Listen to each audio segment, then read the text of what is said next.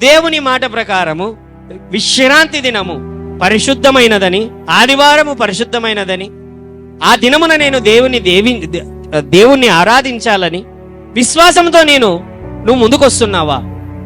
విశ్వాసముతో పాటి క్రియ ఉండాలి.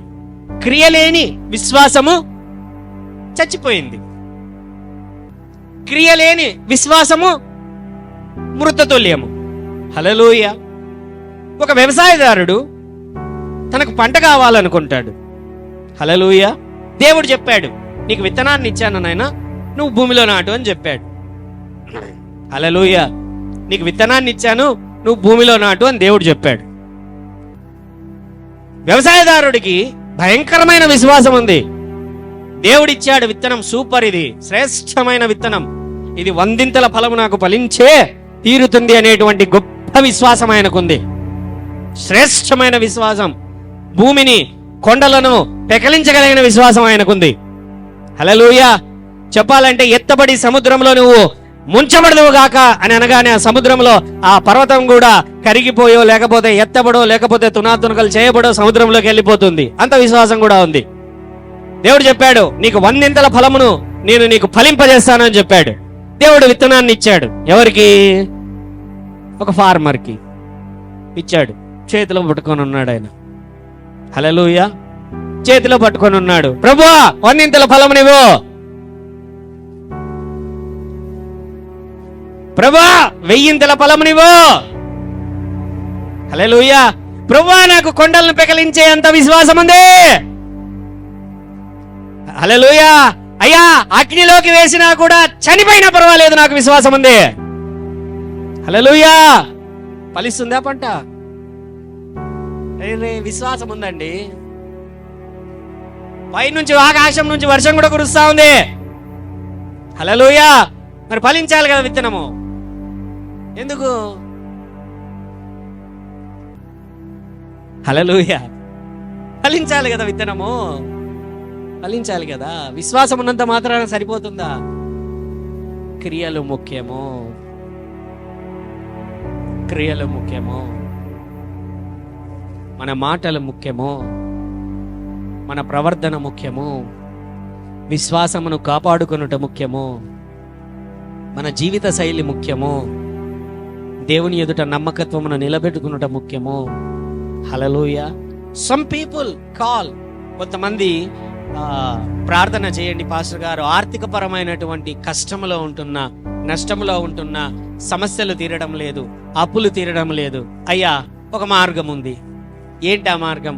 అయ్యా నువ్వు దేవునికి చెల్లించవలసినది 10వ భాగం నువ్వు చెల్లిస్తున్నావా? హల్లెలూయా. పాస్టర్ గారు నాకు విశ్వాసం ఉంది. ఏమండి, విత్తనం తెచ్చింటే బాగుండండి ఒకటి. హల్లెలూయా.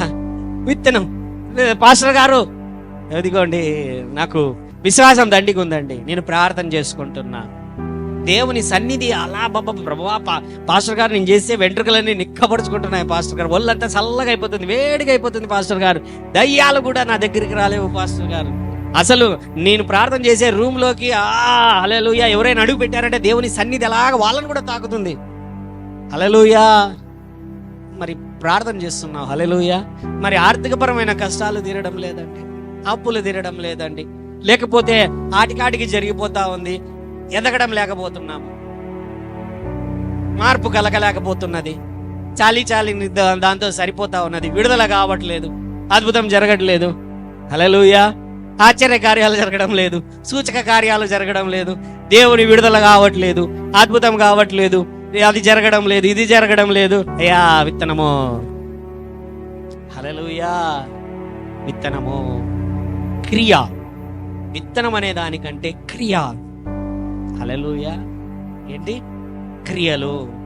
విశ్వాసము ఒంటిగా ఉన్నట్లయితే అది ఉపయోగం లేదు. విశ్వాసము క్రియలతో కలుసుకున్నప్పుడే దాని యొక్క ఫలము అనేది బయటికి వస్తుంది. హల్లెలూయా. కొన్నిసార్లు ఆ క్రియ, కొన్నిసార్లు నీ విశ్వాసముతో పాటి కొన్నిసార్లు ఆ క్రియలు ఉన్నాయి. క్రియలు ఏంటో తెలుసా? కొన్నిసార్లు సహనం అనేది ఒక క్రియ. హల్లెలూయా. నోటి నుండి వ్యర్థమైన అపనమ్మిక మాటలు కలగకుండా నీ నోటిని కాపాడుకొనుట క్రియ. హల్లెలూయా, హల్లెలూయా. ఇశ్రాయేలు ప్రజలు యెరికో గోడల చుట్టూ దేవుడు ఆ యెరికో వీళ్ళకి విశ్వాసం ఉంది, హల్లెలూయా. అయితే దేవుడు ఏమంటున్నాడంటే క్రియ. గమనిస్తున్నారా? ఏంటనంటే వారు దాని చుట్టూ తిరుగుతున్నారు కానీ అయితే దేవుడు ఏమన్నాడంటే మౌనంగా నోరు మూసుకొని ఉండండి. ఏమంటున్నాడు ఆయన? ఎందుకంటే వీళ్ళ గురించి బాగా తెలుసు దేవునికి. ఆ తిరిగేటువంటి టైంలో ఆ గోడల వైపున చూచి, ఇంత పెద్ద గోడలు ఎప్పుడు కూలాలి? హల్లెలూయా. ఒక్కొక్క రాయి చూసావా? మనోడు 10 మంది దాని దగ్గరికి పోయి నిలబడినా మనకంటే పెద్దగా ఉంది ఆ రాయి. దీన్ని ఎట్లా దాటగలం మనము? అవకాశం ఏమన్నా ఉందా? మన దగ్గర కోటను కూల్చేటువంటి ఆయుధాలు కూడా లేవే. హల్లెలూయా. ఈ రాళ్ళు ఒక్కొక్కటి తీస్తే ఎంత లేదన్నా ఒక 50 సంవత్సరాలు పడుతుంది. హల్లెలూయా. ఆ దగ్గరికి పోయినామంటే పైనుంచి వాళ్ళు రాళ్ళు లేకపోతే ఆయిల్ వేసి మనల్ని కాల్చిపడేస్తారు. హల్లెలూయా. లేకపోతే విలుకాండ్రు బాణాలు విసిరి మన మీదికి చంపేస్తారు. ఇన్ని పాడు మాటలు బయటకు వస్తాయి కాబట్టి దేవుడు ఏమంటున్నాడు? ముందుగా ఆయన, మీరు తిరిగేటప్పుడు షట్ అప్ యువర్ మౌత్. హల్లెలూయా. అలాగే విశ్వాసం ఉంది. అయితే దేవుడు ఏ క్రియను కోరుకుంటున్నాడు? ఆయన మౌనంగా ఉండండి అనేటువంటి క్రియను ఆయన కోరుకుంటున్నాడు. హల్లెలూయా.